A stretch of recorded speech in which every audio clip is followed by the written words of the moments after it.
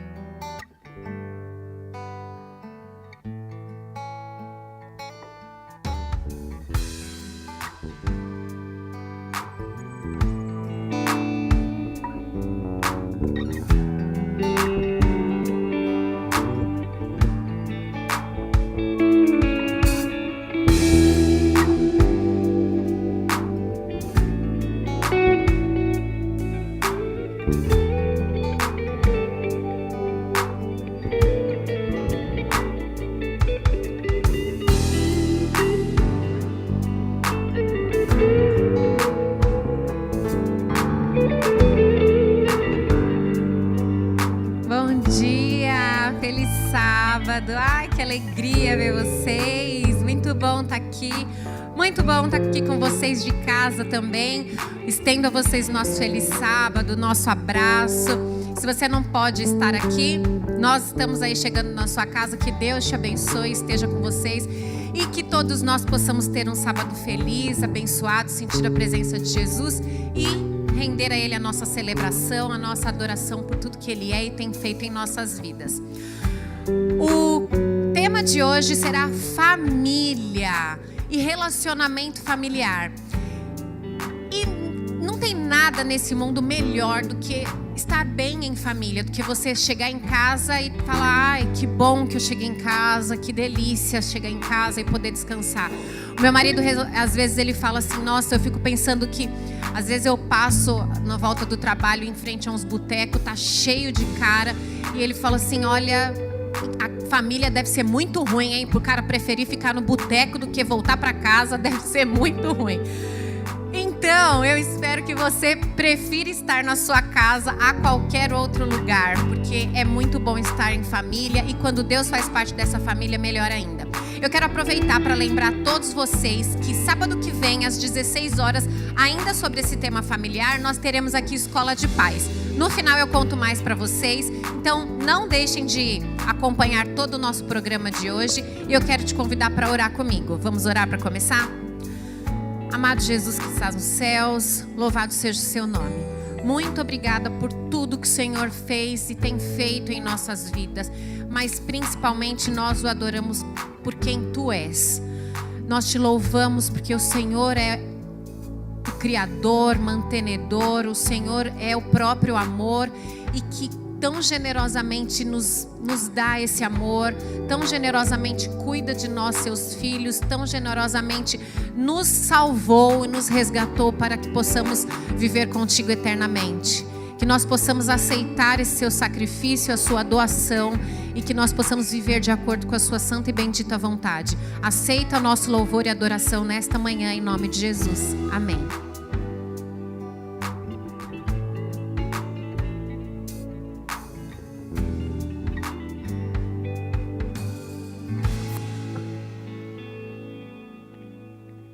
Bom sábado, que bom nos encontrarmos mais uma vez aqui na casa de Deus, né? Lugar tão bom de estarmos. E hoje vamos falar de algo que cada vez mais tem se tornado tão importante na nossa vida. Eu acredito que todos nós, quando estudamos a lição, a gente procura tirar um pouquinho do que aquilo representa para nós, não é mesmo? E no estudo da lição dessa semana, nós pudemos ter como título um modo emocionante de se envolver. Mas antes de entrar no tema da lição, eu queria falar sobre, acho que algo que cada vez é mais importante, cada vez mais. Por quê? Eu comecei a falar isso, mas acabei desviando, mas vou voltar. Nós vivemos, nós todos, temos a necessidade de vivermos em conjunto, em pessoas, em contato com as pessoas. A gente está vivendo ainda esse período de pandemia e a gente ainda tem essa questão do distanciamento social, mas isso a gente vê que é algo que mexe muito com o ser humano, porque nós temos a necessidade de estarmos unidos uns aos outros. E nesse contexto, a gente percebe que Deus, Ele nos criou assim, porque Ele é assim. Deus é plural. Deus não é simplesmente um, Ele é três, né? A gente sabe que é Deus Pai, Deus Filho, Deus Espírito. E é nesse contexto de unidade, nesse contexto de pluralidade, é que nós conseguimos viver. E no relacionamento com Deus não é diferente. A lição até fala, no sábado, né, fala de um ditado bastante conhecido, que é: a união faz, alguns brincam, né, açúcar. O ditado diz que a união faz a força. Por quê? Porque quando nós estamos unidos, um fortalece o outro. É por isso que a ideia de pequenos grupos, que foi o que a gente falou, foi o que o estudo nos apresentou nessa semana, é tão importante. Assim como, por exemplo, algumas pessoas conseguem, mas a grande maioria tem dificuldade de fazer exercício sozinho. Quando você está em grupo, um estimula o outro e aí todo mundo vai, né? Vamos lá, no pique. As academias, o pessoal vai no pique porque está todo mundo, tem várias pessoas com o mesmo objetivo. E assim é na vida cristã.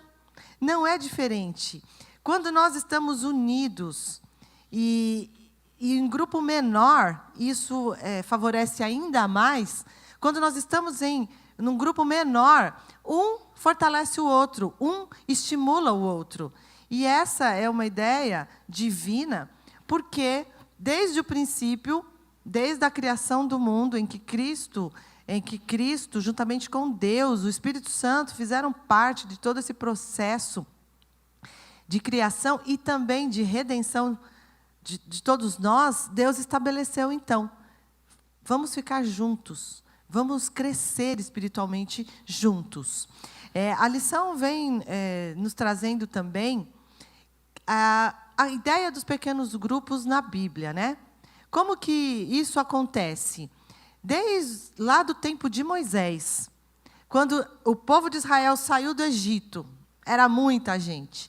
E todo mundo levava tudo para Moisés, tudo para Moisés. Moisés estava ficando doido.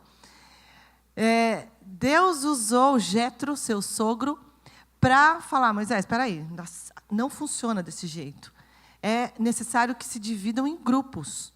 Então, a Bíblia nos apresenta que, isso está em Êxodo 18, do 21 ao 25, que Moisés acatou a orientação do seu sogro de dividir em grupos grandes, líderes, né, de grupos, homens consagrados, homens que tivessem o temor do Senhor, grupos maiores, de 1.000, de 500, de 100, de 50 e de 10.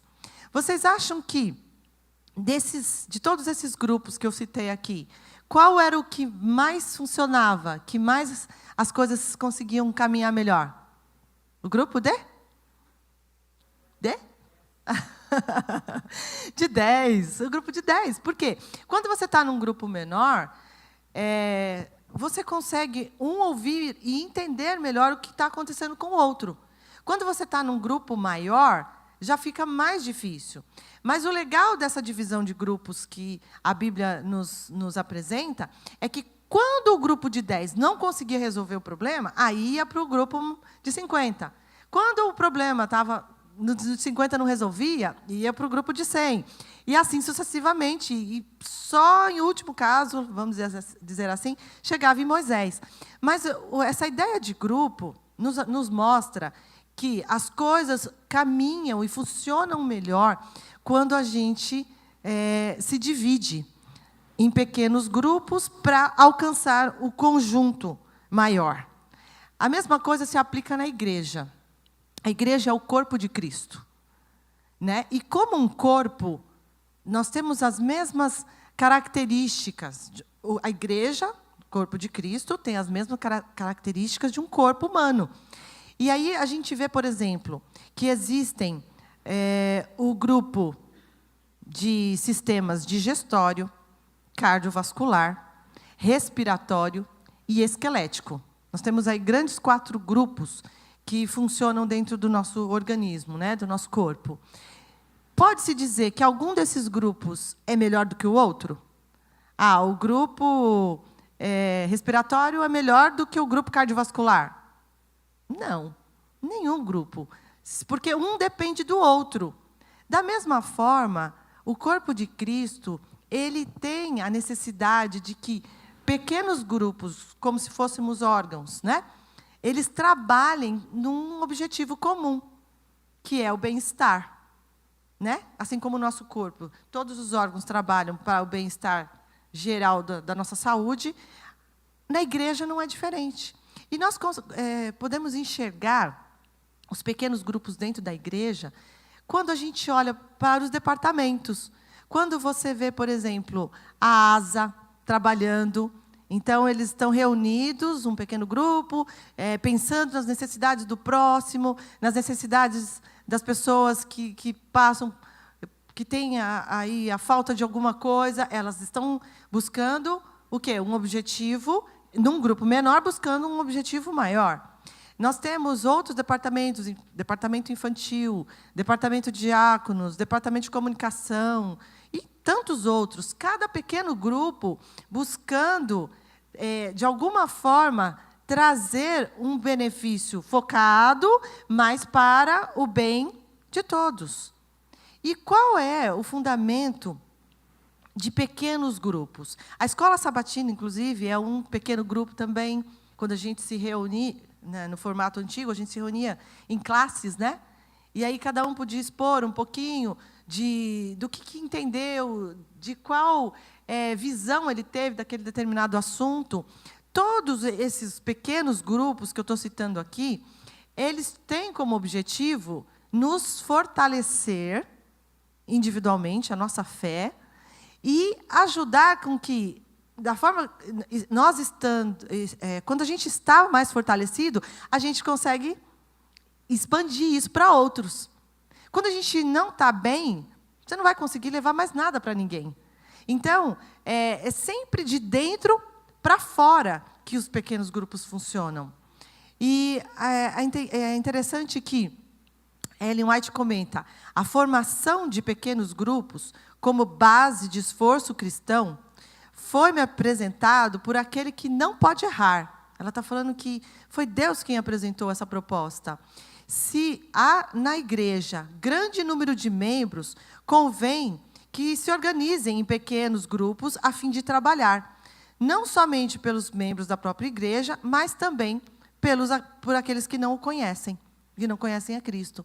Então, você vê como que a ideia do pequeno grupo, ela vem desde o desenvolvimento da igreja. E a gente sabe que a igreja primitiva, né, o início da igreja, ela teve como base pequenos grupos. Por quê? Porque Jesus fez isso. Quando ele esteve aqui na Terra, ele podia ter constituído o ministério dele sozinho? O que vocês acham? Podia ou não podia? Claro que ele podia. Mas ele não fez isso. Ele agregou 12 pessoas para que estas pessoas pudessem aprender, para que essas pessoas pudessem se fortalecer, para que essas pessoas pudessem ter mais conhecimento, para que depois, quando Jesus foi ao céu, essas pessoas pudessem dar continuidade. E quando Jesus voltou para o céu, os discípulos se sentiam capazes de seguir a obra, de levar o ministério de Cristo? Também não. Mas eles se reuniam nas casas, eles se reuniam em pequenos grupos e buscavam a direção de Deus. Buscavam: Senhor, nos mostra, nos dá direção, nos dá poder, porque eles não sabiam nem por onde começar. E a gente sabe, porque a Bíblia nos mostra que foi dado o quê? Poder. Então, daqueles pequenos homens que aprenderam de Jesus, a obra foi se expandindo, se expandindo. Quando o Espírito Santo foi derramado no Pentecostes, eles estavam orando. E, a partir daí, cada vez mais, 3.000, 5.000, muitas pessoas foram agregadas à igreja. Mas foi como se fosse um rio, né, que começa numa nascente, naquele negocinho pequenininho, para depois se tornar grande. Então, por que é tão importante o pequeno grupo? Porque é uma forma que Deus nos deixou, é uma estratégia de Deus para que nós nos fortalecêssemos, primeiro numa esfera menor, para expandir para uma maior. A gente vê também, além de como os pequenos grupos iniciaram, como que essa logística, essa dinâmica, ela foi se desenvolvendo no decorrer do tempo. Então, Paulo, ele utilizou da mesma estratégia. Paulo tinha um espírito evangelista muito grande, mas ele sabia que precisava agregar pessoas, e onde ele ia, ele plantava uma igreja numa família, num lar. Por exemplo, a gente tem lá, quando Paulo construía tendas, né? Ele tinha um colega de trabalho, digamos assim, que era Áquila. Então, ele foi se hospedar na casa de Áquila. Estava lá construindo algumas tendas, juntamente com seu amigo, e ele aproveitou e falava de Deus. E aí, ali naquele lar, mais uma família foi evangelizada, e mais uma família ficou como sendo uma referência. Então, em cada família, em cada lugar, ia sendo plantado ali um pequeno grupo, para que a obra de Deus fosse seguindo avante. E agora, né, no nosso tempo, no tempo que a gente vive, é diferente? Não é. Nós precisamos entender que quando nós nos reunimos com o propósito que o pequeno grupo tem, quais são os 4 propósitos do pequeno grupo? Oração, estudo da palavra, comunhão e testemunho. Quando nós nos reunimos com estes 4 propósitos, de orar, de buscar a palavra, de estarmos em comunhão, quer dizer, unidos, e de testemunharmos aquilo que Deus tem feito na nossa vida, ou mesmo de colocarmos as dificuldades que a gente tem enfrentado para seguir em frente. Quando nós seguimos esse propósito, Deus, Ele nos fortalece, o Espírito Santo nos dá um impulso para que a gente possa, através desse fortalecimento, falar de Jesus e levar Jesus a outras pessoas. É uma experiência que nos ajuda a crescer espiritualmente. Eu queria saber aqui, de vocês que estão conosco, quantos participam de um pequeno grupo? Eu queria ver as mãos. Estou vendo alguns. Eu queria que vocês só me fizessem um sinal, assim ou assim, tá? Participar de pequeno grupo, é bom ou não é? Me digam. Eu estou ouvindo aqui muitos dizendo que é good, que é bom. Por quê? Porque realmente, quem já experimentou sabe o quanto isso nos ajuda no caminhar na carreira cristã. A gente tem desafios, a gente tem muitas lutas no dia a dia, mas é justamente quando a gente se reúne, quando a gente busca juntos esses propósitos de oração, estudo da palavra, né, a comunhão e o testemunho, Deus fortalece, Ele nos ajuda. Aqueles que ainda não tiveram essa experiência, eu acho que vale a pena você orar a Deus sobre isso. Ore a Deus, peça para Deus te mostrar uma maneira pela qual você pode também usar dessa ferramenta que Deus tem instituído para nós, mesmo nesse tempo em que a gente está vivendo. Agora a gente já está tendo um pouquinho mais, vamos dizer assim, de flexibilização, né, da questão da pandemia. Mas alguns meses, assim, alguns 3, 4 meses atrás, estava tudo muito mais restrito. Como é que a gente ia fazer se Deus não tivesse criado meios da gente permanecer unidos? Então, a gente teve, praticamente em cada lar, a gente tinha lá alguém conectado, seja através do Zoom, seja através do WhatsApp, ou qualquer outra plataforma digital. A gente foi se mantendo unidos através de uma conexão virtual. Foi mais uma estratégia que Deus nos deixou. Até tem um meme que circulou aí nas redes, de uma brincadeirinha, né? Que Satanás estava se regozijando que ele fechou as igrejas. Aí Deus olha para ele e fala: mas você fechou as igrejas, mas eu abri uma igreja em cada lar. Não sei quantos de vocês viram circulando, né? E é isso que a gente deve buscar, que a nossa casa, que o nosso lar seja um lugar, uma pequena igreja, onde a gente possa agregar outros, ou, de repente, a sua casa você acha que não dá, mas você possa se agregar com outros, de maneira virtual, de maneira presencial. Acho que a gente ainda não está no momento de ser presencial, acho que a grande maioria ainda está no sistema virtual, mas o pequeno grupo é uma bênção, nos conecta ao Criador. Então, é por isso que é tão importante a gente pensar nessa ferramenta que Deus nos deixou, de pequeno grupo. Uma outra coisa que é interessante, quando a gente está caminhando, a gente está na nossa caminhada cristã, às vezes a gente se sente fraco, às vezes parece que a gente está sentindo que vai desanimar. Tantas coisas, tantos problemas, tantas adversidades e lutas a gente tem para enfrentar todos os dias. Mas quando a gente busca, Senhor, me ajuda a seguir as tuas orientações, seja individualmente, porque essa é uma ferramenta, ou seja, através do grupo, ou das duas formas. Toda a forma que a gente puder usar de nos mantermos fiéis e firmes, a gente está atingindo o propósito de Deus, que é a missão de Deus quer nos salvar, Então, que nós possamos permanecer firmes no Senhor e ajudarmos outros a conhecer a Cristo. Essa é o propósito de Deus. Deus, Ele veio à Terra, através de Jesus, para resgatar-nos. Ele quer que todos se salvem. O versículo falava que a seara é grande, mas são poucos os trabalhadores. E fala, né, vamos orar para que Deus mande mais trabalhadores. Esse foi o verso áureo da semana. Eu e você podemos nos fortalecer através dos pequenos grupos e ajudarmos uns aos outros a crescermos espiritualmente e também a trazermos outros para estarmos mais próximos de Deus. Eu te convido a esse propósito e eu te convido nesse momento a orar comigo, assim como estamos, pedindo que Deus nos abençoe. Pai querido, louvamos e engrandecemos o Teu nome, porque o Senhor é bom e a sua misericórdia dura para sempre.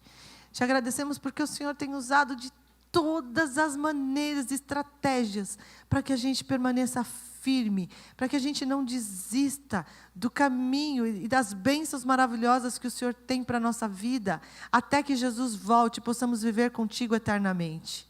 Pai querido, por favor, coloca no nosso coração o desejo de buscarmos a Ti individualmente, de buscarmos a Ti em grupo, de buscarmos a Ti através da tua igreja, seja qual for o caminho ou a estratégia que o Senhor tiver, para que nós não venhamos a nos desviar do Teu caminho, dos Teus propósitos, dos Teus planos, para cada um de nós aqui. Pai querido, que o Senhor abençoe cada pessoa que está aqui nessa manhã, e que elas possam, ó Pai, sair daqui fortalecidos pelo poder do Teu Santo Espírito e desejosos de crescer espiritualmente, de mostrar a Ti para outras pessoas. Nos dá a Tua graça neste sábado, pedimos humildemente e agradecemos em nome de Jesus. Amém.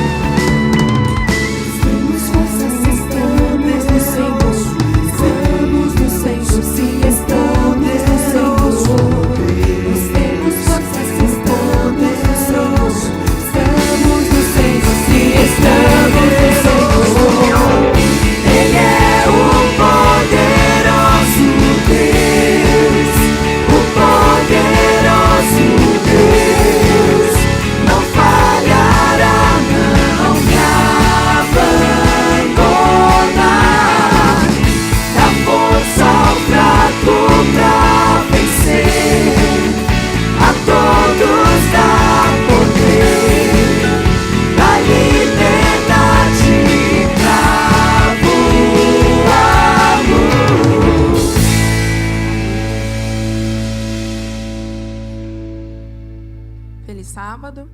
Que bom adorar o Senhor, não é verdade? Você pode adorar o Senhor também através das suas ofertas e dos seus dízimos. Com eles, vocês permitem que a igreja seja mantida aberta e a pregação do Evangelho. Assim, eu sou beneficiada, vocês são beneficiados e novas pessoas também podem ser beneficiadas. Em 2 Coríntios, capítulo 9, versículo 11, fala: vocês serão enriquecidos de todas as formas, para que possam ser generosos em qualquer ocasião, e por nosso intermédio, a sua generosidade resulte em ação de graças a Deus. Através das ofertas e os dízimos, vocês não estão só suprindo as necessidades materiais, como também expressando a gratidão e a generosidade da face de Deus. Sejamos generosos. Os diáconos passarão as salvas para que vocês possam expressar a gratidão.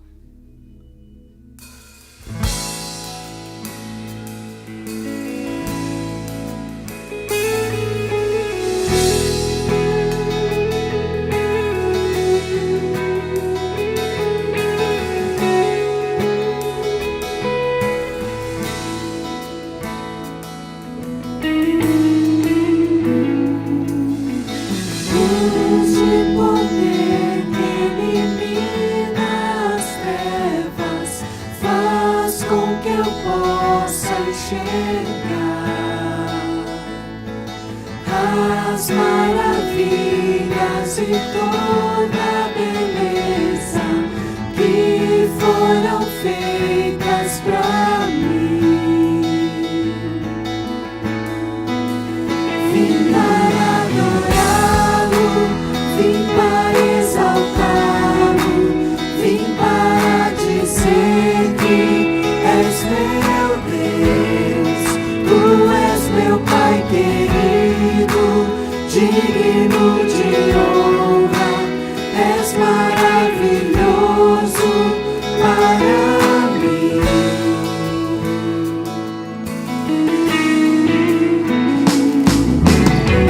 Rei do universo, teu nome exaltamos, em toda a terra e o céu.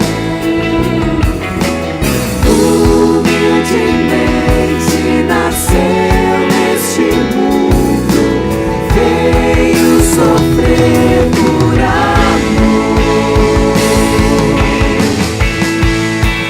Vim para adorá-lo, vim para exaltá-lo, vim para dizer que és meu Deus, tu és meu Pai querido, digno de honra, és maravilhoso para mim.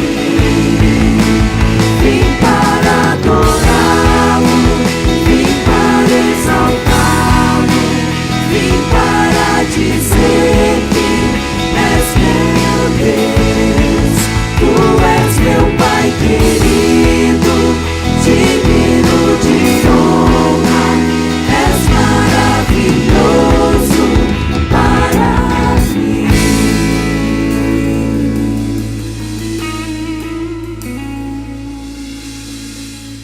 Oremos.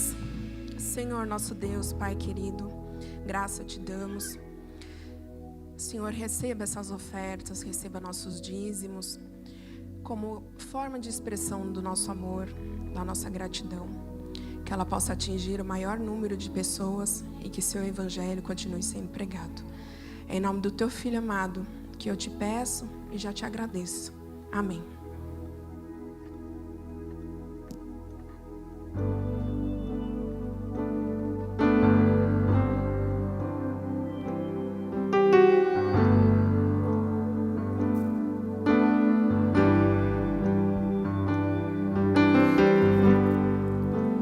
Perto de Jesus,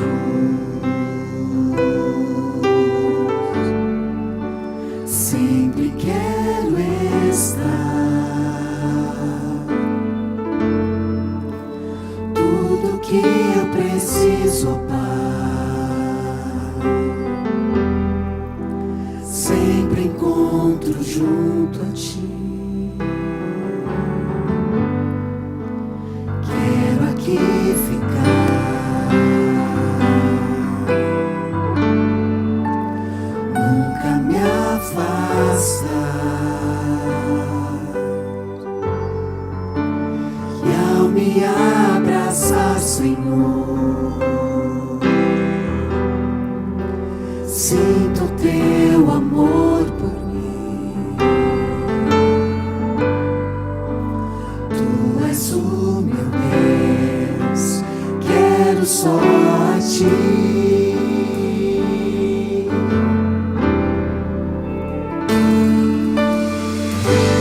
Quero entregar o meu viver, Senhor. Sim, quero estar bem junto a ti, Jesus.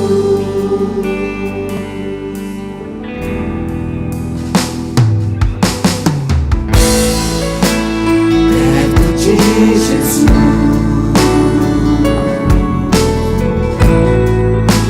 sempre quero estar. Tudo que eu preciso, Pai, sempre encontro junto a ti. Quero aqui ficar, nunca me afastar. E ao me abraçar, Senhor, sinto teu amor por mim. Tu és o meu Deus, quero só a ti.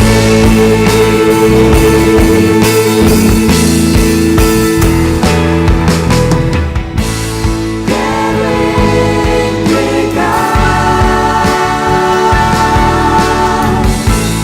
o meu viver, Senhor.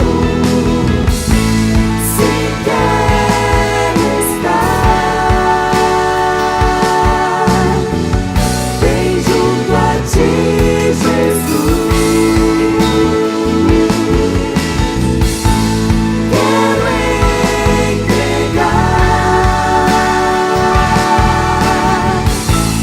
o meu viver, Senhor.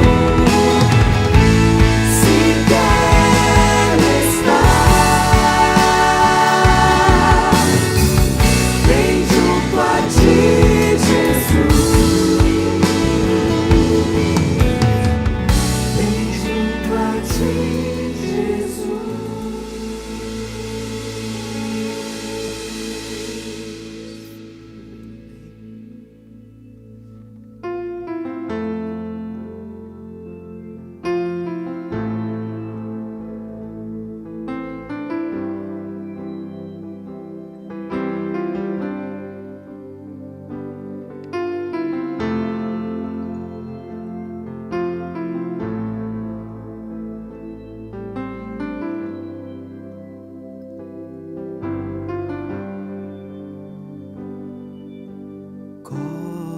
Cobre-me com tuas mãos, com poder, vem me esconder, Senhor. Se o trovão e o mar se erguendo vem, sobre a tempestade eu voarei, sobre as águas tu também és rei. Descansarei, pois sei que és Deus.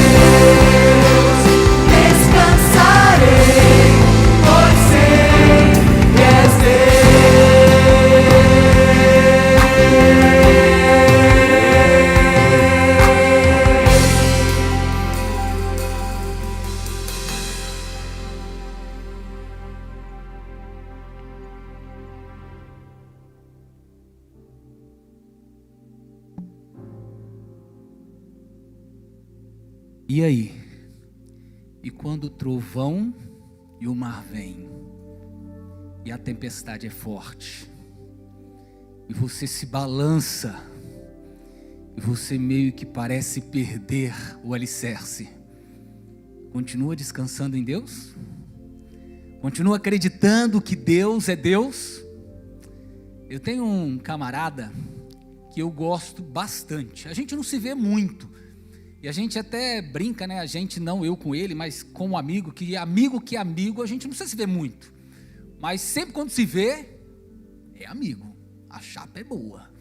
E esse meu amigo, todo mundo conhece ele em Mogi como Gordo. Ele tem uma oficina.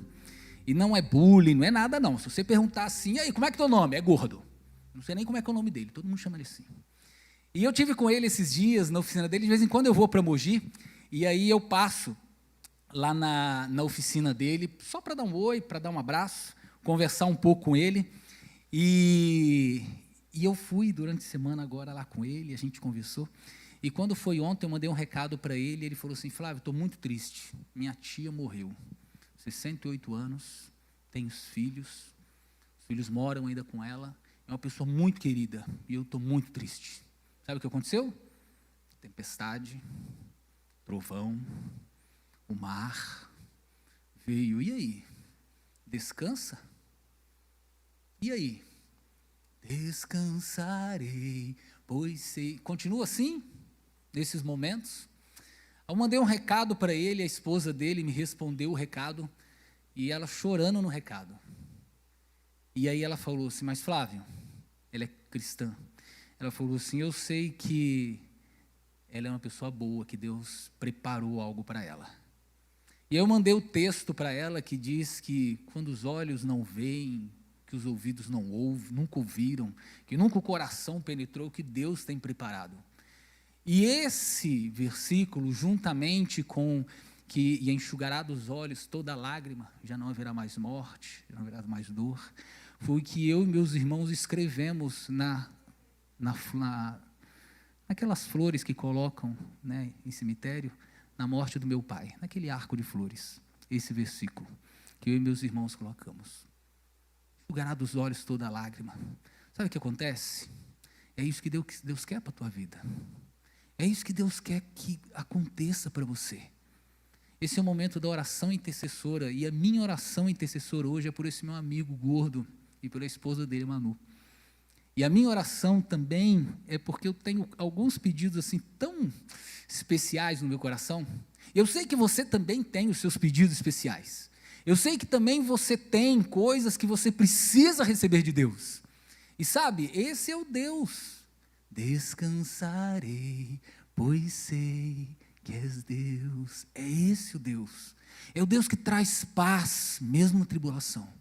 É o Deus que traz conforto, mesmo quando a tempestade chega.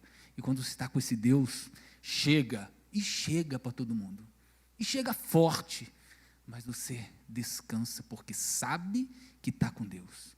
Queria convidar você, para junto comigo nós ajoelharmos, orarmos por essa família, e orarmos também pelos nossos pedidos especiais, porque a gente descansa em Deus. Vamos ajoelhar?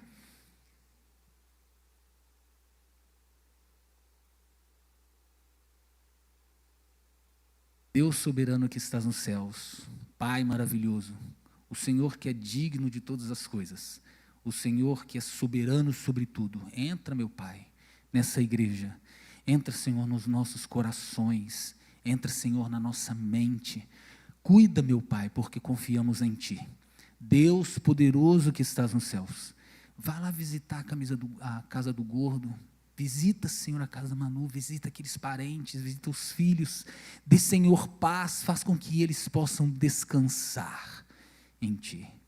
Assim como aquela senhora descansou, eles também possam descansar em paz, descansar em ter certeza de que o Senhor está no controle, descansar porque sabem que o Senhor domina tudo, que tem tudo sobre a palma da mão, Senhor. E assim também nós aqui nessa igreja, meu Pai, temos nossos pedidos, temos nossos agradecimentos, cuide, Senhor, dos nossos pedidos, toma, Senhor, olhe com carinho e nos abençoe, porque precisamos de Ti. Em nome de Jesus, clamamos e adoramos a Ti, meu Pai. Amém, Senhor.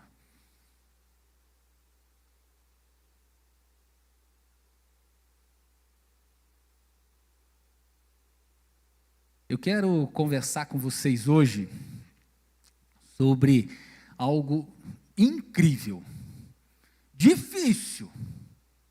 Renata já, né, Renata? Difícil, né? Mas bom. Difícil, mas bom. Você que está em casa, que está assistindo a gente, você vai ver que o que a gente vai conversar hoje não é fácil, mas é bom, como diz a Renata. Nós vamos falar sobre família, gente. Família, eu quero fazer uma introdução com vocês sobre esse tema, porque o que acontece? Existem algumas coisas que para mim são muito importantes. Falam-se muito forte, e essas coisas que são fortes, são importantes, foi o que Deus fez nesse mundo antes do pecado. Porque a Bíblia lá em Gênesis, capítulo 1, capítulo 2, tem ali alguns versículos de coisas que Deus fez nesse mundo antes do pecado. E se Deus fez antes do pecado, Deus não criou posterior a isso para dar um jeitinho. Por exemplo, existem regras que Deus fez pós o pecado, que foi um jeitinho para o pecado. A regra de higiene, um jeitinho. O povo estava ficando doente. O povo estava se contaminando por conta de falta de higiene. Deus foi lá e deu regras de higiene, porque o pecado trouxe um problema para a saúde. E outras tais, mas a família, Deus fez antes de tudo isso acontecer. Deus criou os casaizinhos de animal. Deus criou ali o homem com a palma da mão ali, criou. O sermão não é sobre o Jardim do Éden, mas é para você entender. Deus criou ali. E Deus, pós essa criação, Deus então forma homem e mulher. Osso do mesmo osso, carne da mesma carne. E no meu casamento com a minha esposa, a gente tinha um versinho que a gente colocou no convite. Deixará pai e mãe e unir-se-á a sua mulher. E serão ambos uma só carne. Meu amigo, quando Deus fez essa promessa, quando Deus organizou isso, quando Deus colocou isso em pauta, Deus estava criando algo eterno, algo para ser bênção, algo para ser especial. E eu faço a primeira pergunta para você. E a pergunta é a seguinte: família é simplesmente uma ligação biológica ou família é uma bênção dada por Deus? Família é uma bênção dada por Deus, além de ser uma união biológica, porque os meus filhos têm meu sangue, a minha esposa tem parte do meu sangue, inclusive anticorpos, inclusive defesas contra o meu sangue foram adquiridas por ela.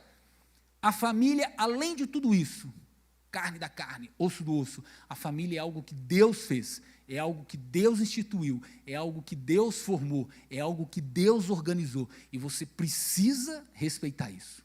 Mas eu vou contar para vocês aqui uma introdução de que não é fácil viver isso. O meu dia, eu inicio o meu dia da seguinte forma: eu, no geral, eu sou uma pessoa motivado, e de manhã eu sou animado, e pelo que a minha esposa fala, animado em excesso. Ela fala assim: amor, não aguento ver a tua animação de manhã. Provérbios, Salomão tem um provérbio que fala assim, de que quando de manhã alguém faz muito assim, é muito cheio de alvoroço, acaba sendo até uma pedra de tropeço. E ela fala assim: você às vezes é a boca de Salomão aqui em casa, porque eu nunca vi. E eu sou assim, eu acordo de manhã no gás. Eu acordo de manhã, e a minha rotina, eu acordo, faço minha meditação, gosto de tomar um café da manhã com calma, ligo o som para ouvir uma música, às vezes uma mensagem de alguém que eu gosto de ouvir, um sermão, ou às vezes um psicólogo, alguma coisa, enquanto eu estou ali tomando café e pensando: nossa, hoje vai ser um dia. Hoje eu vou detonar, hoje eu vou fazer, hoje eu vou acontecer, porque hoje vai ser especial. Tomo meu banho, arrumo o cabelo, passo lá minha cerinha, dou aquele tapa, boto uma roupa e falo assim: nossa, hoje... Alan, você está elegante hoje, viu? Você, desse jeito que eu fico assim e falo: nossa, hoje, passa aquele perfúme, entro no carro e falo: hoje detono. Hoje ninguém vai poder comigo, porque hoje vou estar daquele jeito. E assumo aquela força, vou para o trabalho. Na hora que eu chego no trabalho, eu cumprimento todo mundo. Eu vou andando assim no corredor e falo: bom dia, e aí, bom dia, como é que faz? Final de semana, como é que foi? Bom dia. Eu causo na hora que eu chego. No primeiro dia de trabalho eu já era assim. Eu acho que quem me viu no primeiro dia falou assim: misericórdia, quem que é esse louco que está entrando aí? E aí sento no computador, aí abro o computador, clico lá e já vejo aquele monte de e-mail, com aquele monte de coisa cabeluda, né? A gente tem uns negócios cabeludos, né? E eu olho e falo, Senhor do céu, eu estava tão animado, mas agora... Não, mas está tudo bem, está animado. Aí chega o chefe e fala assim, Flávio, ó, para as 10 horas eu preciso que você faça isso. Cara, tem uma reunião, esqueci de te avisar, cara, 10 horas, prepara isso. Eu falo, Senhor, estava animado, de repente tinha um negócio desse. Aí chega outro do lado e fala assim, Flávio, eu não aguento mais meu chefe é chato, meu chefe me provoca, meu chefe aqui em cima, eu não sei não, acho que eu vou ser mandado embora. Eu acho que não vai dar certo, eu estou sentindo que o negócio não está muito certo, eu pensando, gente, tem um monte de e-mail, tem aqui um negócio que o chefe pediu, esse cara fazendo fofoca, e não vai dar tempo, e aí quando tudo dá certo, vou almoçar e pensar, agora sim, vou almoçar, vai acalmar a bola. Aí vem um colega do lado e começa a fazer fofoca do cara que senta do lado da mesa dele. Eu falo, Senhor, misericórdia, eu preciso de descanso para recuperar a energia, e tá esse cara aqui me sugando, e na hora que chega para eu comer, eu olho e falo assim, pô, o cara da minha frente pegou o último peixe, o que eu queria. E a gente fica, cada dia, cada momento do nosso dia, a nossa bateria, que às vezes é boa ainda, né, de lítio, aquela vai acabando. E sabe o que acontece? A gente chega em casa e tudo que a gente quer é um sofá, um controle remoto na mão e você fica mudando os canais. Homem é assim, né? Aí vai lá e bota um Discovery. Aí vai lá, volta para a sessão de canal de esportes. Tem nada interessante, bota no Discovery de novo. Discovery Turbo, Discovery Channel, Animal Channel, qualquer um desses aí. Vai. Aí vai, ESPN Brasil, Esporte, Fox Sport. E vai mudando e não quer, a única coisa que quer é descansar. Mas no meio de todo esse descanso, chega quem? A família. A Rebeca, chega para o Misa e fala assim, Misa, você que está em casa, essa daí é para você. Ó.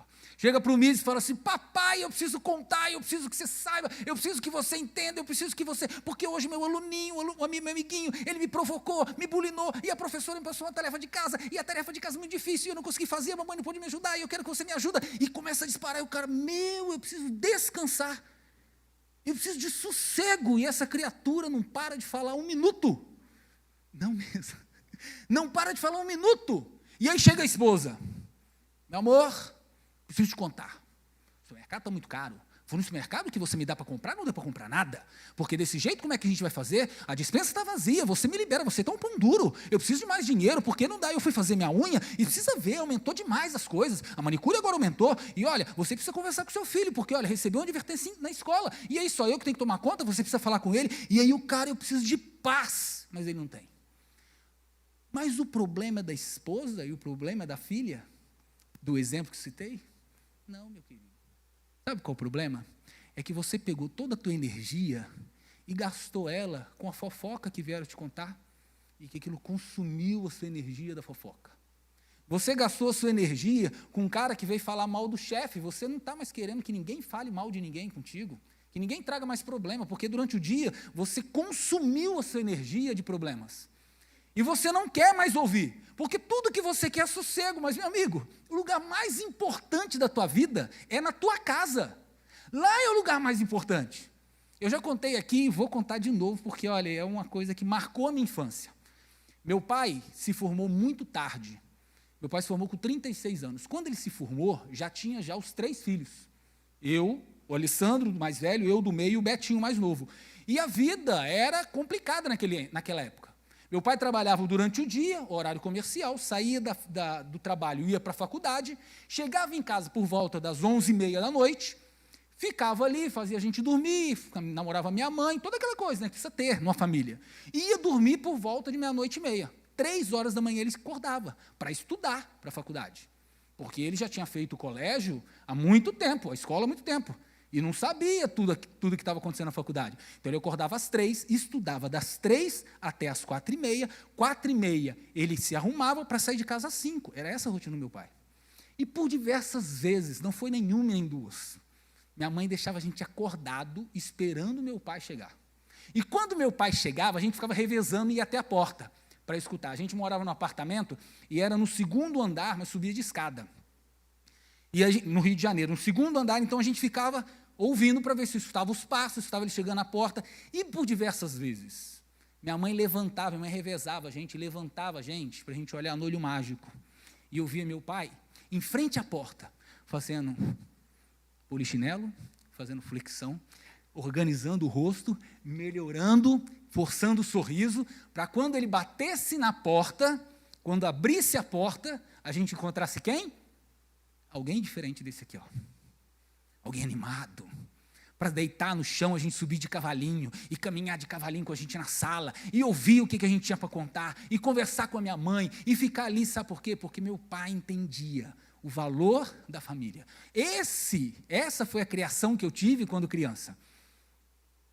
Mas a vida parece que mudou e parece que consome a gente.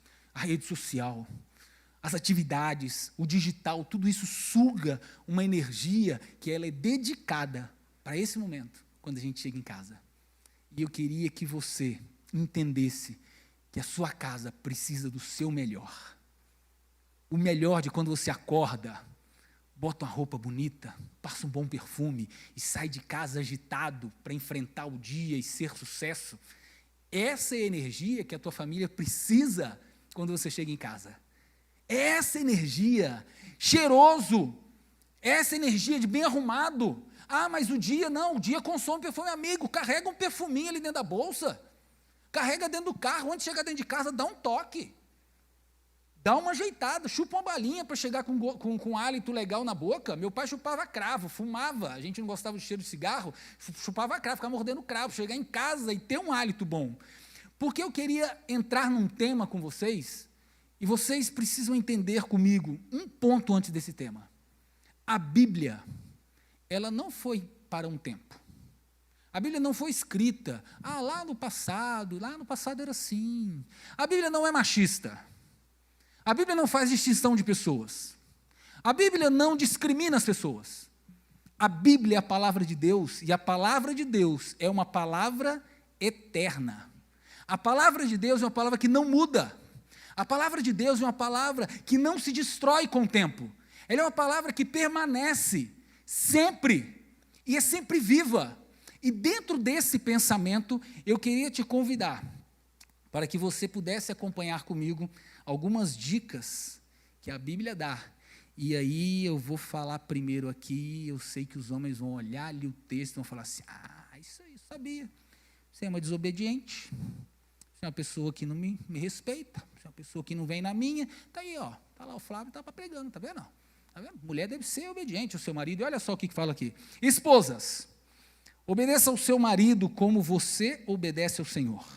Pois o marido tem autoridade sobre a esposa, assim como Cristo tem autoridade sobre a igreja. E o próprio Cristo é o Salvador da igreja, que é o seu corpo. Portanto, assim como a igreja é obediente a Cristo, assim também a esposa deve obedecer o seu marido em tudo. E aí eu grifei aqui algumas partes que eu queria chamar a sua atenção. Obedeça ao Senhor. A autoridade sobre a esposa deve obedecer em tudo o seu marido. A palavra obedecer aqui, ela tem dois significados. O primeiro significado é respeito. E o segundo significado é admiração. Respeito e admiração. Eu obedeço a Deus, não porque Deus, apesar de ter, não porque Deus tem autoridade sobre mim, apesar de ter. Mas eu não obedeço a Deus por isso. Eu obedeço a Deus por respeito a Deus, porque olha só, como eu não vou obedecer alguém que fez tudo, que conhece tudo? É como se eu, sem conhecer física, conversasse com um especialista em física e quisesse saber mais do que o especialista em física. Não tem como? Então eu, como criatura, preciso respeitar esse Deus tremendo, poderosíssimo, digno de tudo, que tem tudo sob controle, que tem tudo sobre as regras da mão. E eu preciso admirar esse Deus. E eu obedeço a Deus muito pela admiração. Eu gosto muito de orar à noite, de madrugada, e eu gosto muito de sair de dentro de casa. Eu adoro olhar as estrelas. As noites, para mim, mais bonitas são aquelas escuras, sem lua, e o céu limpo, sem nuvem. Tem gente que gosta da lua, eu não gosto da lua, porque a lua me tira as estrelas. E eu gosto de olhar as estrelas. E eu fico olhando, e eu fico admirado, quando Deus fala assim, Flávio, você gosta de estrela, né? E não foi nenhuma e nem outra vez, não. Quase todas as noites, quando eu oro, Deus me manda um presente de uma estrela rodando no céu. Às vezes, teve uma noite que eu vi 8 estrelas se movimentando no céu. Não foram cadentes, foram se movimentando no céu. Porque Deus me ama tanto, que Ele fala assim, Flávio, você gosta, né? Estou te vendo aí, que bonitinho você ir orando. Vou te mandar umas estrelinhas aí, só porque você gosta. É para você. E eu admiro a Deus, por Deus se preocupar tanto comigo. Essa obediência, essa admiração, essa obediência é este respeito. Eu vou te falar uma coisa. Para mim, não existe nada melhor. Não existe reconhecimento melhor, prêmio melhor, não existe nada de ninguém do que quando a minha esposa fala comigo ou ela me manda um recadinho. E eu tenho uma coleçãozinha de alguns desses recadinhos. Assim, meu amor, eu te admiro muito. Te admiro porque você é um bom pai. Te admiro porque você é uma pessoa honesta. Que mesmo com todas as dificuldades, você busca fazer a verdade. Eu te admiro quando eu estou à noite e eu passo a mão na cama e vejo que você não está. E aí eu sei que você está lá orando pela gente. E eu sei que você está lá no quarto das crianças, abençoando os nossos filhos, abençoando a nossa casa. Eu sei que daqui a pouquinho você vai chegar no nosso quarto. E às vezes eu fico espiando você chegar no nosso quarto. E você ali me abençoar. Porque eu respeito você. Eu fico pensando como não deve ser feliz as pessoas que trabalham com você. Porque você é, assim, eu sou teu fã.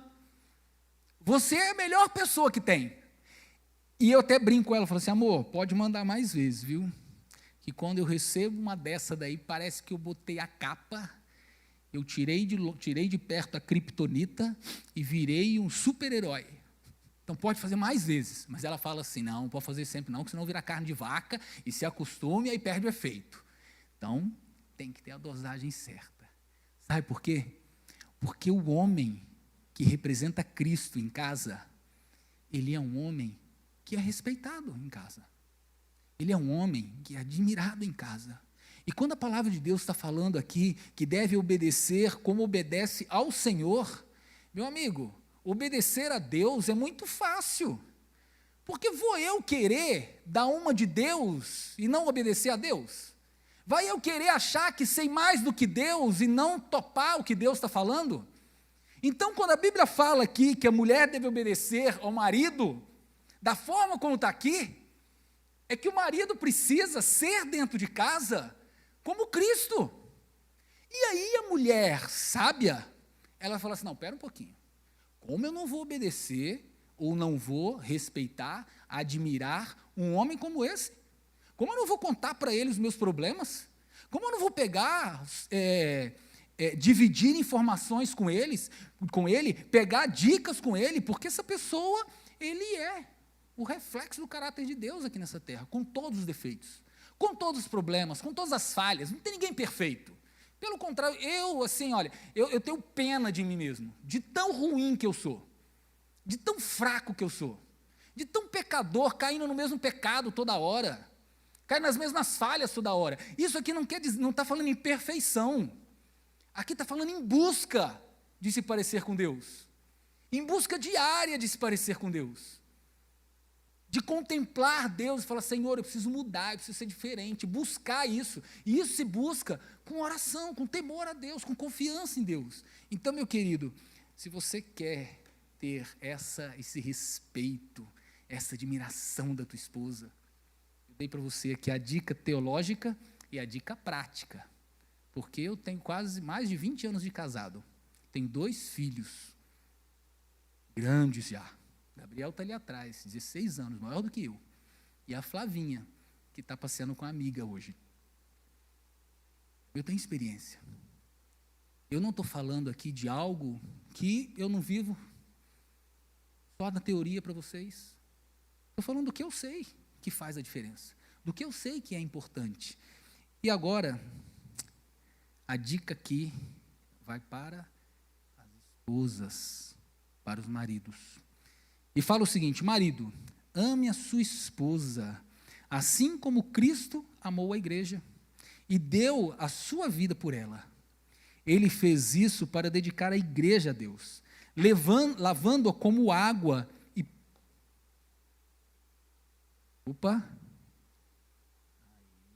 Agora sim. Vou começar de novo. Maridos, ame a sua esposa, assim como Cristo amou a igreja e deu a sua vida por ela. Ele fez isso para dedicar a igreja a Deus, lavando-a com água e purificando-a com a palavra.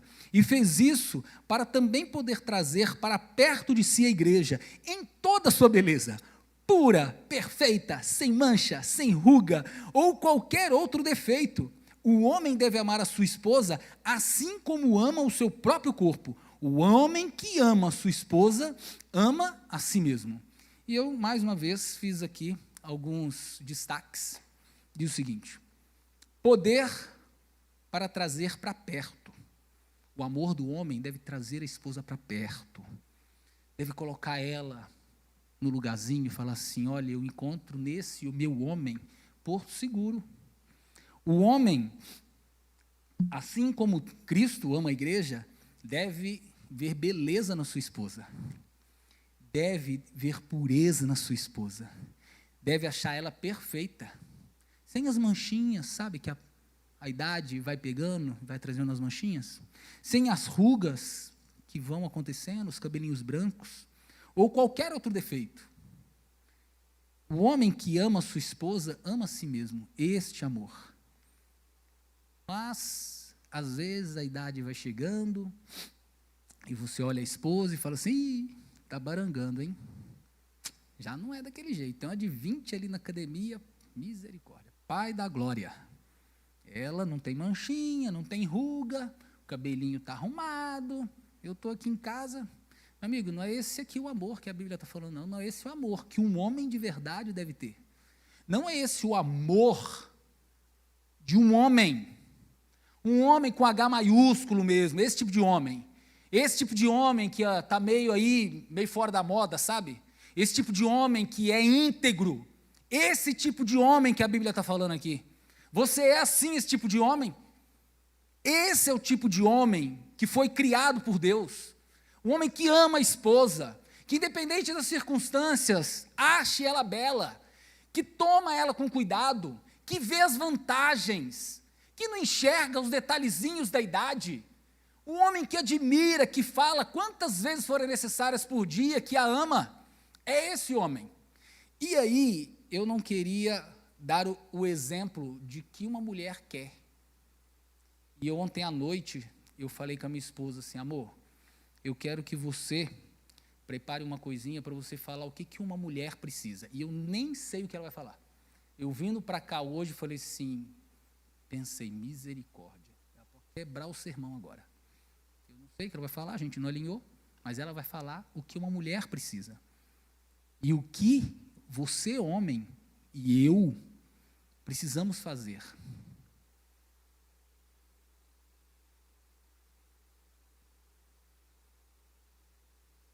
Bom dia. Ontem, quando ele falou isso, eu comecei a rir. Falei, mas não vai dar tempo. A mulher quer tanta coisa de um homem, não é? Ele falou, não, amor, estou falando sério. Eu falei, não, tá bom, eu vou falar sério. Bom, eu vou dar a minha visão, mulheres. Eu acredito e espero que a minha necessidade quanto mulher seja a mesma que a de vocês. A mulher, ela quer uma coisa na vida. Ser amada. Ela quer se sentir amada. Ok, mas como se sentir amada?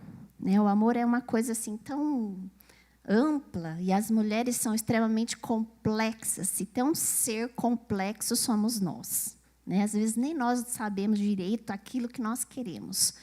Mas eu vou dizer o que eu espero do meu marido. E a primeira coisa que eu espero dele, que transmite para mim que ele me ama, porque é assim que eu quero me sentir amada, né? É quando ele me respeita. Quando nós estamos na academia que nós vamos juntos, e eu vejo uma moça bonita, de repente, passando pela, né, ali. Nós sabemos, mulheres, mais do que eles, o que é uma mulher bonita, né? E a gente identifica já de longe, né, as antenas, e eu vejo ela passando, e eu vejo que ele, às vezes, desvia o olhar, ou simplesmente continua ali, e não presta atenção. E, às vezes, na hora da saída, eu até cutuco para ver. Você viu? Nossa, você viu que moça? Nossa, eu nem o reparei. Que moça? Não sei se ele realmente não viu, mas ele demonstra respeito. Eu também me sinto amada quando ele cuida de mim. Eu me lembro quando nós casamos, ele me falou assim, você é a minha bonequinha de porcelana. E quando ele me trata como essa bonequinha de porcelana, sabe aquela coisa sensível que, se cair, quebra, eu tenho que ter um cuidado especial, eu tenho que proteger, eu tenho que cuidar, eu tenho que lutar por ela, eu tenho que defendê-la, muitas vezes. Quando a minha dor se torna a dor dele, isso me faz me sentir amada, muito amada. E outra coisa, a terceira e última coisa que eu quero falar que me faz me sentir amada como mulher é quando ele me elogia, quando ele me nota, quando ele diz que eu estou bonita, né? Eu estou passando um processo de transição capilar lá em casa. Ele tem acompanhado, porque a gente está passando a quarentena. E muitas manhãs eu acordo me achando horrível. E eu olho para o meu cabelo no espelho e falo, meu Deus, o que eu vou fazer hoje? E ele diz para mim assim, não, você está linda, seu cabelo está lindo. Continua, força que você vai conseguir passar por isso. Isso é amor. Isso é você se sentir amada. Né? E eu acho que é isso que uma mulher espera dos seus maridos, dos seus companheiros. Né? Caminhar junto com alguém que te nota, com alguém que te ama, com alguém que te protege. É muito fácil, é muito gostoso, e se torna fácil e prazeroso caminhar com essa pessoa e obedecer, respeitar, amar. Então, é isso. Ah, gente, meu coraçãozinho. Ai, ai. Mas dentro de toda essa rotina, nós temos também os filhos. E os filhos, eles crescem. E eles vão se mudando, vão passando por fases. E era bem difícil quando eles eram pequenininhos, porque dava muito trabalho. Mas era muito fácil, porque você falava assim, aqui, ali, e ia, ali e aqui. Outro dia a Glauce estava dando um esfrega no Gabriel, e o Gabriel falou assim, mãe, parece que você nem me ama falando desse jeito. Aí a Glaucia falou assim, meu filho, escuta bem, eu não estou aqui para ser sua amiga, eu não estou aqui para ser sua colega, eu estou aqui para ser sua mãe. Então você trata de me respeitar porque eu sou tua mãe. Se der para ser amigo, vai ser muito joia, mas se não der, você tem que me respeitar porque eu sou a tua mãe acima de qualquer coisa. E aí, até mudou, eu estava lá da sala, olhei e falei, essa é minha mulher, essa daí é que eu queria mesmo. Desse jeito, e olha só o que a Bíblia fala, continuando lá em Efésios, ainda capítulo 6. Filhos, o dever cristão de vocês é obedecer ao pai e à mãe, pois isso é certo. Como diz as Escrituras, respeite o seu pai e a sua mãe. E esse é o primeiro mandamento, que tem uma promessa, a qual é, faça isso a fim de que corra tudo bem para você. E você viva muito tempo na terra. Pais, não tratem os seus filhos de um jeito que faça com que eles fiquem irritados. Pelo contrário, vocês devem criá-los com a disciplina e nos ensinamentos cristãos. E eu coloquei aqui, poxa vida, e eu mudando aqui, gente, me dá um toque aí, me ajuda em cima, porque a gente estava com a ferramenta aqui, ela mudou aqui e eu não mostrei direito para vocês. Ó. Pessoal da internet, é assim, tá? Desculpa aí vocês, mas aqui está na tela agora, vocês vão acompanhando a leitura aí. E eu grifei aqui algumas partes. Obedeça ao seu pai e à sua mãe, pois isso é certo. Isso é uma promessa que vem para você. Não tratem, nem fiquem com que eles fiquem irados.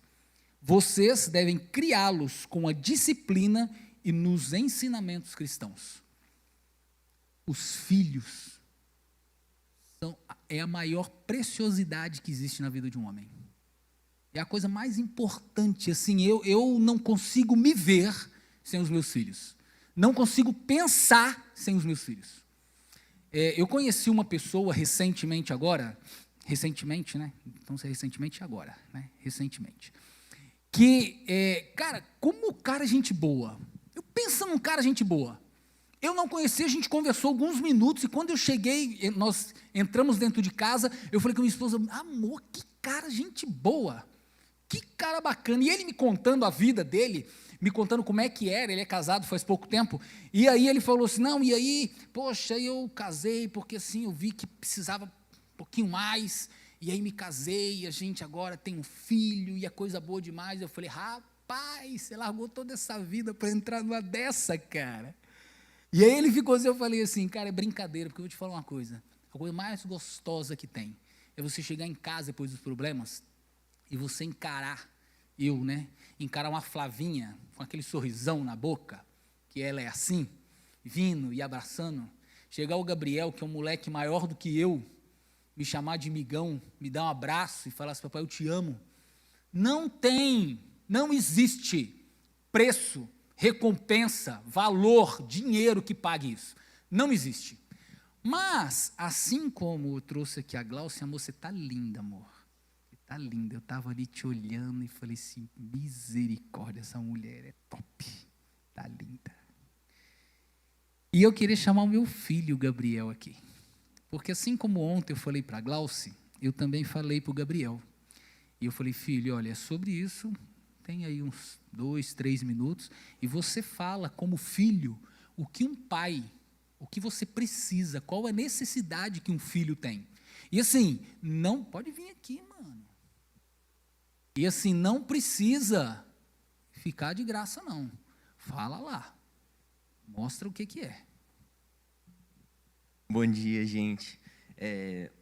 A primeira coisa assim que a gente pensa quando fala em pai é pegar e ter um amigo. Mas não um amigo que você vê na escola ou você vai no shopping com ele, mas tipo uma pessoa que está do seu lado sempre, para qualquer coisa. Quando você mais precisa, ou até em momentos que você não precisa de nada, ele está sempre do seu lado. Uma coisa também que a gente precisa é de alguém protetor, alguém que está sempre protegendo a gente estando certo, a gente estando errado, ele está sempre do nosso lado, nos apoiando, sempre nos aconselhando a fazer a coisa certa.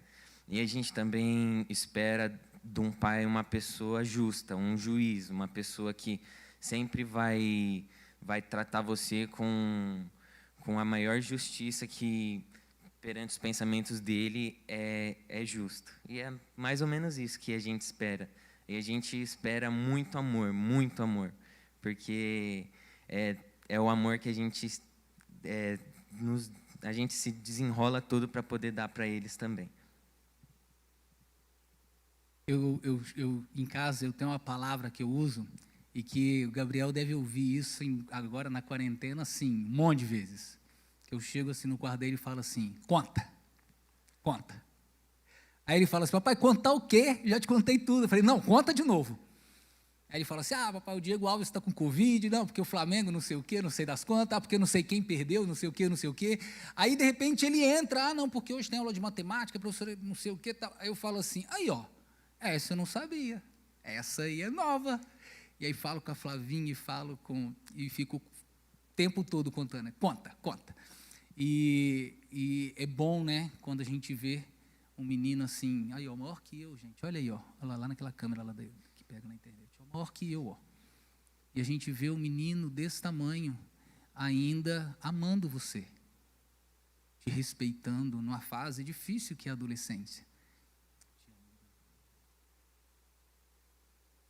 E quando a Bíblia coloca o dever do marido, o dever da esposa, o dever dos filhos, e a família quebra o ciclo da dificuldade, e juntos quebram e saem dessa inércia e faz com que esse ciclo virtuoso, ele se autoalimenta. Então você ama a sua esposa, a tua esposa te respeita, o seu filho tem admiração por você, e você não irrita ele, e isso vai acontecendo, e quanto mais eu a amo, mais ela quer me amar, mais ela me respeita, mais me admira, e quanto mais a gente está alinhado, mais a gente trata com justiça, mais a gente quer que ele dê certo, e as coisas vão, não, porque, poxa, se ele me faz o bem, por que eu vou fazer o mal? E as coisas vão se desenvolvendo.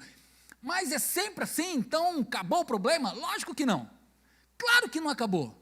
Está aqui o Tiaguinho, casado há pouco tempo com a Thalitinha. Se eu perguntasse, Tiaguinho, briga ou não briga? Gente, quem não briga? Quem não discute? Quem não tem problema? Quem muitas vezes não passa uns arranco-a-rabo? Quem? Quem não passa dificuldade? Mas o importante perante tudo isso é saber que você tem em casa, não um controle remoto, mas que você tem em casa uma família, que você tem em casa o seu porto seguro, que você tem em casa alguém para te trazer sustento. E eu queria viajar com você agora numa história que está lá em Juízes, capítulo 19, capítulo 20 e capítulo 21. Eu não vou ler a história, depois você lê em casa, é uma história assim profunda. E a história conta de que havia um levita, e de que esse levita, o povo de Israel já estava no ambiente da terra prometida. Ainda não estava totalmente consolidado, mas eles já estavam naquele ambiente, já haviam vencido o deserto. E nesse ambiente, esse levita foi morar um pouco mais distante do que aonde as pessoas estavam. E no caminho ele passou por Belém, se apaixonou por uma mulher e levou essa mulher como companheira. E a Bíblia trata essa companheira como uma concubina. E eu vou continuar usando o termo de companheira, porque é essa forma que a Bíblia coloca como concubina. Não é alguém casada, não é alguém namorada, mas é alguém que tem um relacionamento mais profundo. É esse. E ele então chama essa mulher, se apaixona por ela, leva ela para casa e vive junto com ela. Vive momentos felizes, vive momentos joia, até que um dia eles brigam. Até que um dia ali brigou. E aí, nessa briga, essa mulher falou assim, não vivo contigo mais não, meu. Você é maluco, não vivo não. Esse cara, muito do coração duro, falou assim, não vive, então não vive mesmo, então vai então. E ela fala, volta lá para casa do meu pai. Junta as coisinhas dela, caminha de novo, uma caminhada longa, vai para casa dos pais. Só que aí a ficha cai. E o cara fala assim, eu amava aquela garota. Eu gostava dela. Ela foi embora. Não, vai ficar assim não. Ajeitou as coisas, chamou o empregado dele, botou 2 mulinhas, já no esquema. Vou com as 2, volto em cima de uma e ela volta em cima da outra. Já deixou tudo pronto. Foi até Belém. Quando chegou lá na casa dos pais, houve a festa. A Bíblia conta que houve festa 3 dias. Eles se reconciliaram, fizeram as pazes, passaram ali 3 dias. No 4º dia ele falou assim, vou embora. Vamos voltar. E aí o pai daquela menina falou assim, não volta não, fica mais um dia aqui, vamos comer mais um pouco, vamos festejar. E ele fica mais um dia e fica ainda pelo 2º dia pós esses 3. No 4º dia pós os 3, ou seja, no 7º dia de toda a jornada, ele fala assim, não, agora está na hora a gente ir. Ajeitou as mulinhas, colocou então em cima sua esposa, o seu empregado, ele, foram então agora caminhando e passaram então por uma cidade dos jebuseus, que futuramente virou Jerusalém. E aí o empregado falou assim, olha, já está tarde, vamos dormir aqui? Ele falou, não, aqui não é do meu povo, eu não vou dormir aqui não, eu vou continuar a viagem e vou dormir na próxima cidade, não vou ficar aqui não. E chegou na próxima cidade, que era a cidade do povo de Benjamim, ele entrou e falou assim, não, aqui é o povo do meu povo, tem do meu sangue aqui. Entrou naquela cidade e era um costume deles ficarem na praça e receber um convite para passar a noite. Mas ele ficou ali, ninguém chamou. Até que já era assim, já quase escuro por completo, e um senhor passou e falou assim, o que vocês estão fazendo aí? Ele falou assim, a gente está sentado aqui esperando um convite, mas ninguém convidou. Ele falou, não, então vamos lá para casa. Ele falou assim, olha, nem precisa esquentar a cabeça. Eu tenho aqui vinho, pão, para mim, para o meu empregado e para minha companheira, e eu tenho aqui também comida para os animais, então está tudo certo. Não precisa esquentar a cabeça com comida. Foram para casa, festejaram. No meio daquela festa, uns homens maus da cidade, do povo dele, lá de Benjamim, da tribo de Benjamim, foram até a casa e pediram para que aquele homem saísse, porque eles queriam abusar sexualmente daquele homem. Aquele dono da casa falou assim: não, ele é meu convidado. E no meio daquele clima tenso, aquele homem falou assim: olha só, eu entrego para vocês a minha filha, que é virgem, e entrego a companheira deles, para vocês usarem, já que vocês querem fazer isso. E os homens: não, a gente quer o cara, é ele que a gente quer abusar é dele. E aquele homem, no meio daquilo tudo ali, ele pega e empurra a companheira dele para fora de casa e fecha a porta. Faltou amor, né? Pesado, né? Empurrou a mulher para fora, dentro de casa. E a Bíblia conta que aqueles homens abusaram e violentaram aquela mulher a noite toda. Na manhã, aquele homem, quando acordou, o levita, abriu a porta e aquela mulher estava caída na porta, depois de ter sido violentada, abusada, estuprada, tudo que vocês pensam. Com a mão na soleira, a Bíblia dá os detalhes sobre isso. E aquele homem a chama e vê que ela está morta. Coloca então aquela mulher por sobre o burro de atravessado, leva então aquela mulher para casa. Chegando em casa, ele corta ela em 12 pedaços, manda um pedaço daquela mulher para cada tribo de Israel, contando o que havia acontecido. Os líderes dessas tribos se reúnem, marcam uma reunião, bota todo mundo junto e define então a sentença para o povo de Benjamim. Define a sentença de extermínio daquele povo. Eles então se organizam, pedem autoridade de Deus, Deus dá autoridade e eles vão lá e começam a ter uma batalha. E a Bíblia dá alguns detalhes, lê depois a história sobre os detalhes dessa batalha. Mas o que acontece é que o povo de Israel, com aquele exército numeroso, mata todo o povo daquela tribo, todo o povo de Benjamim que estava naquele local. Todos. Sobraram 600 homens que fugiram e que esconderam na caverna, e aqueles outros homens de Israel ficaram cercando a caverna, pensando: eles vão sair e a gente acaba com a matança, extermina tudo isso daqui, e acaba com o povo de Benjamim de uma vez por todas. Acontece que passou um mês, 2 meses, 3 meses, e a ficha caiu. E eles pensaram: gente, o que a gente fez? Nós matamos todos os homens, todas as pessoas. Se nós acabarmos com os 600 que estão lá dentro, acabou a tribo de Benjamim, que é uma tribo da promessa, assim como nós. E eles se arrependeram e falaram assim: não podemos fazer isso. E foram lá, chamaram aqueles 600 homens e falaram assim: olha, gente, a gente não vai matar vocês. Pelo contrário, nós vamos pegar de uma das tribos que não foi até essa reunião importante, que eles juraram de morte quem não fosse, nós vamos matar todas aquelas pessoas que não foram, porque esse era o juramento, e nós vamos pegar as filhas deles, que são virgens, nós vamos dar para vocês. Porém, só tinha 400 virgens nesse lugar, mas eram 600 homens. E então faltaram 200 homens. E como assim? Ele recebeu uma virgenzinha e eu não vou receber? E então eles foram e capturaram outras 200 mulheres virgens de outros lugares do povo de Israel. E assim termina a história. Meu amigo, sabe o que aconteceu ali? Tudo isso aconteceu. A matança, o extermínio, o esquartejamento, a violência sexual, o estupro, a destruição de uma tribo, de pessoas inocentes, de mulheres que não tinham nada a ver, de crianças, até os animais, mataram tudo, a não ser esses 600 homens. Só homens, foram mais de 27 mil homens que morreram. Sabe por que tudo isso aconteceu? Porque uma briga de um marido com a sua companheira, com a sua mulher, não deu certo. Eles brigaram e ela resolveu sair de casa, e aquele homem deixou que ela saísse de casa. Tudo isso aconteceu por conta de uma briga familiar, que poderia ter sido resolvido com o joelho no chão, que poderia ter sido resolvido com uma palavra de conforto, que poderia ter resolvido com um pouco de firmeza do que Deus deu para você, com um pouco de resiliência, com um pouco de flexibilidade, que poderia ter ser resolvido com uma conversa a mais, com uma noite de sono bem dormida, com equilíbrio emocional. Mas tudo isso aconteceu, gente. 3 capítulos da Bíblia dedicados: morte, massacre, assassino, tudo assassinato, tudo isso aconteceu porque um homem e uma mulher brigaram e não seguraram a onda. Quase que houve um extermínio da tribo de Benjamim, porque um casal não segurou a onda. Quantas vezes a gente tem as nossas discussões dentro de casa? Quantas vezes a gente tem as nossas diferenças?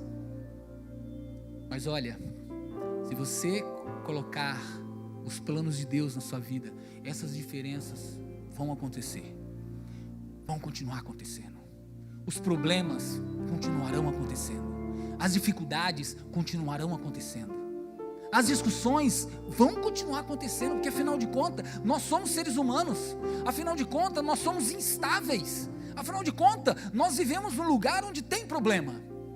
Porém, nada como uma boa noite de sono, nada como uma caminhada para refrescar a alma, o espírito, voltar com um pensamento mais brando, pedir desculpa, pedir perdão, reconhecer que aquele momento eu errei, que aquele momento eu pisei na bola. E olha, situações como essas podem ser preservadas. Situações na sua vida, de uma cabeça mal trabalhada, discutiu em casa, separou da esposa, foi para o trabalho, com cabeça cheia, brigou no trabalho, foi mandado embora, saiu nervoso do trabalho, pegou o carro, bateu o carro, e aí chega e fala assim: minha vida está uma desgraça, minha vida está acontecendo tudo de ruim, parece que está andando tudo para trás. Meu amigo, está andando tudo para trás porque você deixou uma coisa tão pequena ser a faísca daquele fogo que estava ali doido para pegar.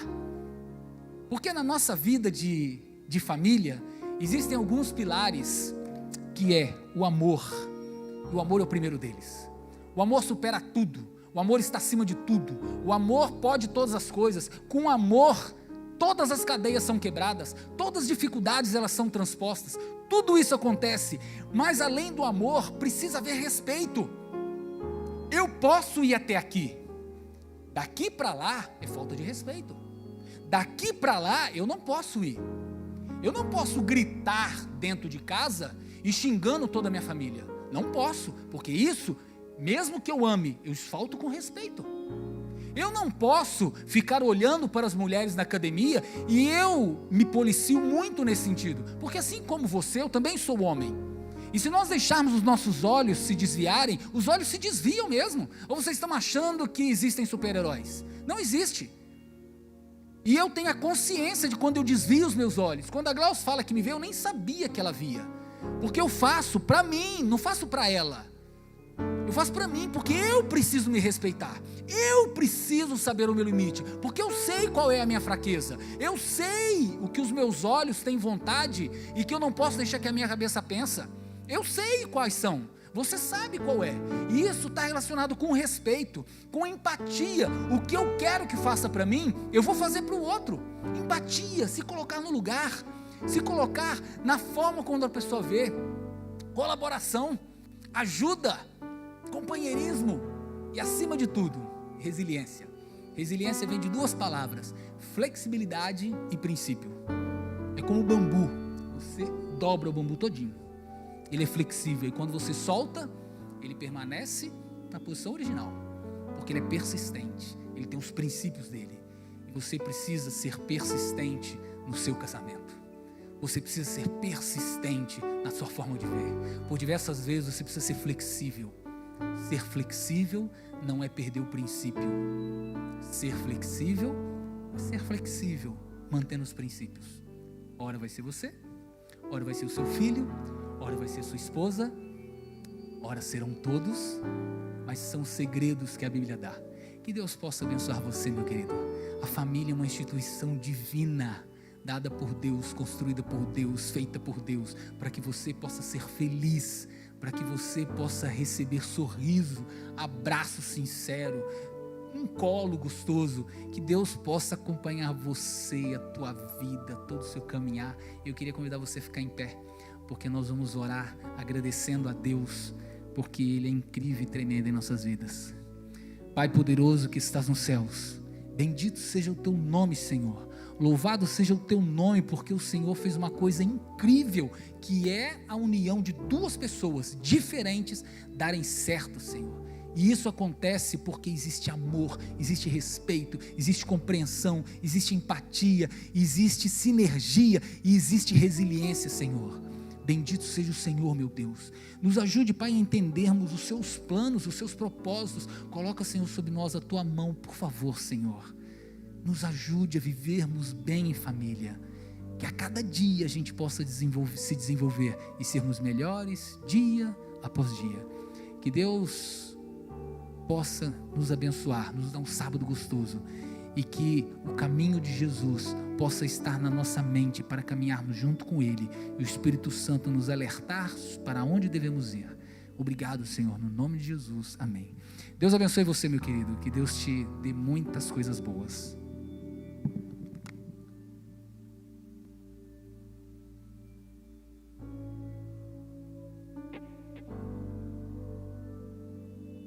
Oi, tô aqui. Além da nossa família que mora conosco, vocês também fazem parte da minha família. É muito bom estar com vocês. Por isso, eu quero aproveitar e lembrar e dar o recadinho da semana que vem. Então, a semana que vem, às 16h, uma transmissão de um evento bem legal que é a Escola de Pais. Nós preparamos para vocês e para você que está em casa um evento bem bacana que fala sobre família e o tema será relacionamento conjugal. Tudo a ver com o que a gente ouviu hoje aqui, né? E ele será às 16 horas com participação do Dr. Augusto César. Ele é psicólogo, psicoterapeuta, palestrante, se formou na Alemanha, escritor de vários livros, enfim, o cara manja muito do assunto e nós estaremos esperando aqui. Então, como que você faz? Você pode acompanhar pelo nosso Facebook, Adventistas Tatuapé, e também pela nossa página, adventistastatuapé.org. Você clica lá e acompanha esse programa que está sendo feito especialmente para você. Não deixem de convidar os amigos também, porque vai ser muito bom. Eu quero desejar um ótimo sábado e informar, para terminar, que o pessoal que está aqui na minha esquerda vai sair por esta porta e o pessoal do meio e da minha direita por aquela porta ali à minha direita. Todos tenham uma ótima semana. Deus abençoe.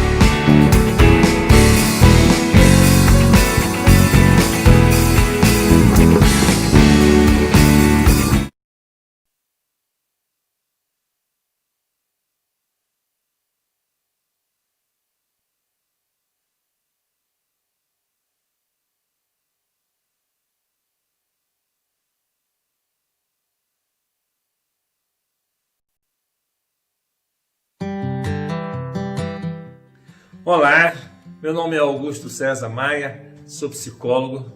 Estou aqui para fazer um convite especial para a igreja de Tatuapé, a igreja da Moca. Estaremos no dia 12, sábado, à tarde, às 16 horas, com uma programação especial, programação da Escola de Paz. E nesse dia nós vamos estar falando sobre relacionamento conjugal, mas um relacionamento conjugal numa época de pandemia, onde você está vivendo um momento mais intenso do seu relacionamento, né? Então estamos convidando você, esteja aí preparado, convide também outros amigos, outros casais que você conhece. Escola de Paz da Igreja de Tatuapé, Igreja da Moca, dia 12 às 16 horas, encontro você lá. Um abraço.